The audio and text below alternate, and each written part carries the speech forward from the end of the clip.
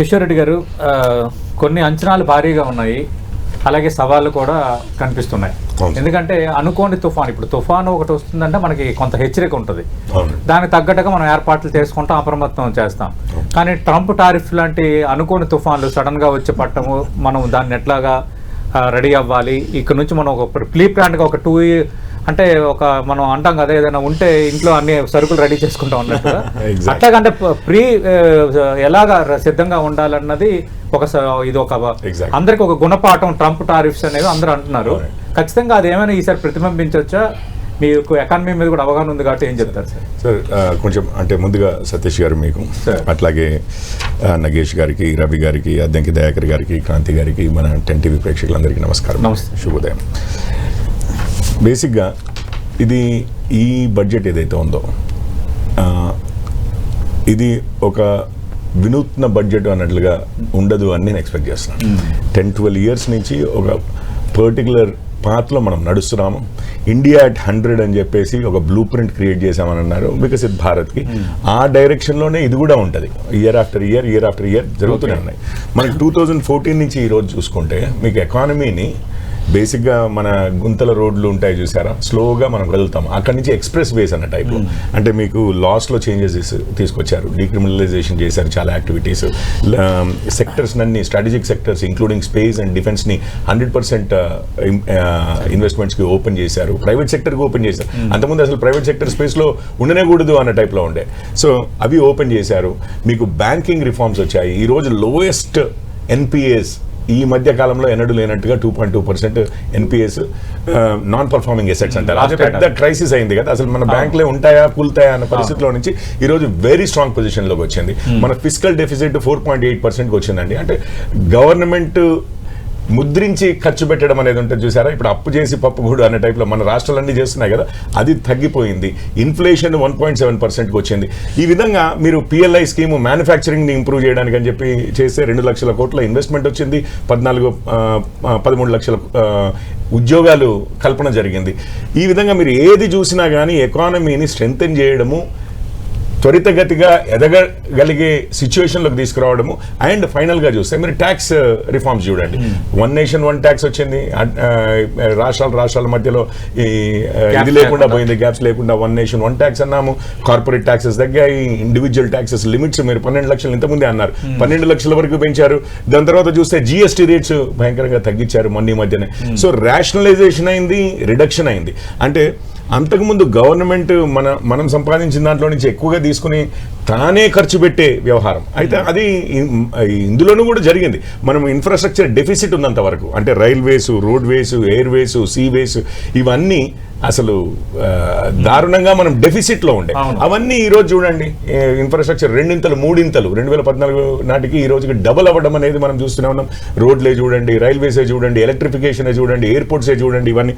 So ఆ deficit అయిపోయిన తర్వాత మీకు లాస్ట్ 1-2 బడ్జెట్స్ నుంచి మీకు ఒకటి కనిపిస్తుందండి, గవర్నమెంట్ స్పెండింగ్ కన్నా ప్రైవేట్ స్పెండింగ్ని, అంటే అది ఇండివిజువల్సే కావచ్చు, మీరు నేను ఉద్యోగస్తులు 12 లక్షల వరకు శాలరీ వచ్చిన వారు ట్యాక్స్ కట్టకపోతే మీ జేబులో పైసలు ఉంటే మీరు ఖర్చు పెడతారు. ఈ ఎకానమీని ఇండివిజువల్ స్పెండింగ్ వైపు అండ్ ఈవెన్ ఇండస్ట్రియలిస్ట్ ఆల్సో వాళ్ళు స్పెండ్ చేస్తూ ముందుకు తీసుకెళ్లే విధానం, మనందరికీ స్వేచ్ఛ, దాంట్లో ఎకానమీలో పార్టిసిపేషన్కి రోల్ పెంచుతూ పోతున్నారు. ఐ థింక్ అది ఇంకొంచెం ఈ రోజు అది వ్యాలిడేట్ కూడా అయింది. ఏదైతే మీరు ట్రంప్ ఇది ఆంక్షలు అన్నారు, మనము India unlike China, unlike Bangladesh మన పక్కనే ఉన్న ఎక్స్పోర్ట్ డ్రివెన్ మార్కెట్ కాదు. మన కన్జంప్షన్ ఎప్పుడు ఉంటుంది, మన జేబులో పైసలు ఉన్నప్పుడు మనం కన్జ్యూమ్ చేయగలుగుతాం. అందువల్ల ఈ షాక్స్ ని కూడా మనం చాలా ఈజీగా ఎదుర్కోగలిగాము. అండ్ మీకు ఫాస్టెస్ట్ గ్రోయింగ్ ఎకానమీగా గత 2-3 సంవత్సరాల నుంచి మనం చూస్తూనే ఉన్నాము.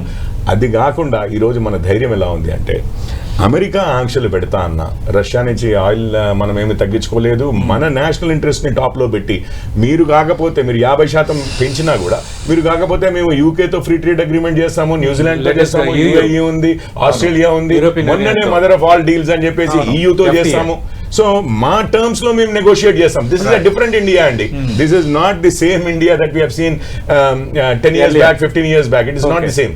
It's a different India. ఈ రోజు నేను అదే పంథ కొనసాగుతూ ఇండియాని మచ్ మోర్ రెసిలియంట్, ఎందుకంటే ఇప్పుడు ఎకనామిక్ సర్వే ప్రకారం కూడా ప్రెడిక్ట్ చేస్తున్నది అనిశ్చితి ఎట్లా ఉండబోతుందో తెలియదు. ఎగ్జాక్ట్లీ రిఫార్మ్స్ ఉంటాయి. ఆ అనిశ్చితిని ఎదుర్కొని మనము రిలయబుల్గా నిలబడ్డది. ఈరోజు హైయెస్ట్ మనకి ఫారెక్స్ రిజర్వ్స్ కూడా ఉన్నాయి. 11 monthsకి సరిపడా $701 బిలియన్ ఫారెక్స్ రిజర్వ్స్ కూడా ఉన్నాయి. అంటే అన్ని విధాలుగా రాబోయే స్టామ్ అన్నారు చూసారా, గోల్డ్ సిల్వర్ ఒకటే రోజు 20% పడింది అన్నారు చూసారా, ఆ స్టామ్స్ ని ఎదుర్కోగలిగే పరిస్థితుల్లో భారత ఎకానమీ ఉంది. And this budget will further give some impetus on that. మిగతారాణి గారు బీయింగ్ ఏ కాంగ్రెస్ లీడర్ చాలా వెల్ బ్యాలెన్స్డ్ గా మాట్లాడారు. అంటే పాజిటివ్స్ చెప్పారు, ఇవి అడ్రస్ ఏ విధంగా చేసుకోవాలి, అభివృద్ధి చెందుతున్న దేశాలతో కాకుండా మనకు మనం ఎంపవరింగ్ ఎట్లా కావాలన్నది ఒక పాజిటివ్ మూవ్గా ఒక అనలిటికల్గా ఆయన చెప్పారు. బట్ వేరే ఇంకో కీలకమైన అంశం ఏంటంటే ఈ సౌదరన్ స్టేట్స్ వర్సెస్ సెంటర్ మొన్న కూడా మనం చూసాం. అలాగే తెలంగాణ కూడా కొన్ని అబ్జెక్షన్స్ ఉన్నాయి. అంటే అనుకున్న రీతిలో మాకు గ్రాంట్స్ ఇవ్వటంలో కానీ, తర్వాత ఇష్యూస్ని అడ్రస్ చేయడంలో కానీ కొంత మా పట్ల కొంత వివక్ష ఉంటుంది అనేది తెలంగాణ చేస్తున్న ప్రధాన ఆరోపణ. బట్ కేరళ, తమిళనాడు ఆ స్టేట్స్ నుంచి కూడా కొన్ని ఇష్యూస్ ఉన్నాయి. బట్ తెలంగాణకు సంబంధించి ఏం చెప్తారు మన దయాకర్ గారు ఆరోపణ? మనకు మీరు తెలిసిందే, ఒకసారి కేసీఆర్ గారు ముఖ్యమంత్రి అయిన తొలి రోజుల్లో ఒక పబ్లిక్ మీటింగ్లో చెప్పారు, మోడీ గారు మీరు ముఖ్యమంత్రిగా ఉండి పరిపాలించారు చేయబట్టి, మీకు రాష్ట్రాల కష్టాలు తెలుసు చేయబట్టి ఫైనాన్స్ కమిషన్ నిధులు అంటాం కదా, సెంటర్ కలెక్ట్ చేసి స్టేట్స్తో పంచుకునే వాటిని 32% నుంచి 42% పెంచారు. అంటే దాదాపు 33% పెంచారు. మీరు మాకు వచ్చే వాటా 33% పెరిగింది. ఇక ఇంతకంటే మాకేం అవసరం లేదు, మీ ఆశీస్సులు ఉంటే చాలు, మేము ప్రోగ్రెస్ చేసుకోగలుగుతాము అన్నారు. సో అది ఈజ్ ది ట్రూత్ అండి. ఈరోజు మీకు కేరళ అన్నారు, తమిళనాడు అన్నారు, తెలంగాణ అన్నారు. So obviously these are the 3 states we have never been in power. Always opposition పవర్లో ఉంటుంది. అండ్ ఈ north south divide, for example north side divide, మీకు ఒకటి నార్త్ సౌత్ చూడండి, అసలు తెలంగాణ కింద ఉంటుంది గోవా, దాదాపు బాటంలో. గోవాని ఎప్పుడు సౌత్లో కలపము. అంటే మీకు చూసారా ఈ పొలిటికల్ ఇది ఉంది, నాన్ బీజేపీ పొలిటికల్ జాగ్రఫీ ఏదైతే ఉందో దాన్ని తీసుకుని మనం సౌత్ అని, లేకపోతే కాదని, నార్త్కి సౌత్కి మధ్యలో డివైడ్ ఉందని.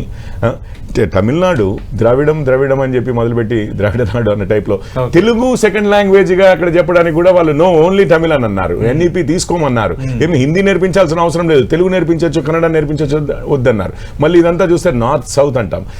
This is more of a political construct అండి.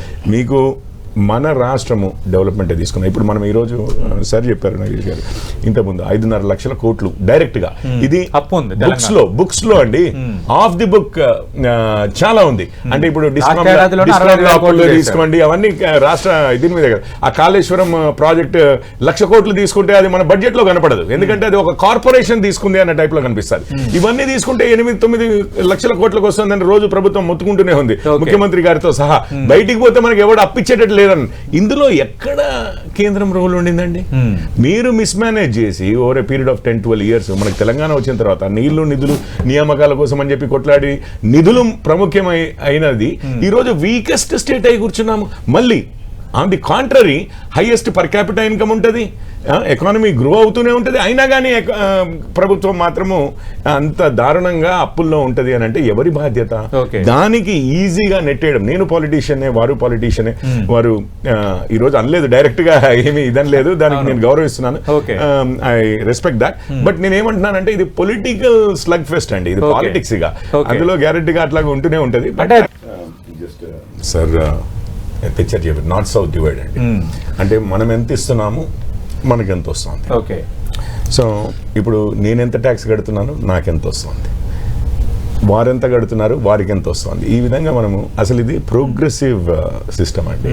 అంటే ఎక్కువ సంపాదించిన వాడు ఎక్కువ ట్యాక్స్ కడితే, లేని వాడికి అంటే అంత అదృష్టవంతుడు కాని వాడికి వాళ్ళకి సేవలు అందించడానికి డబ్బులు వాడుతాం మనం.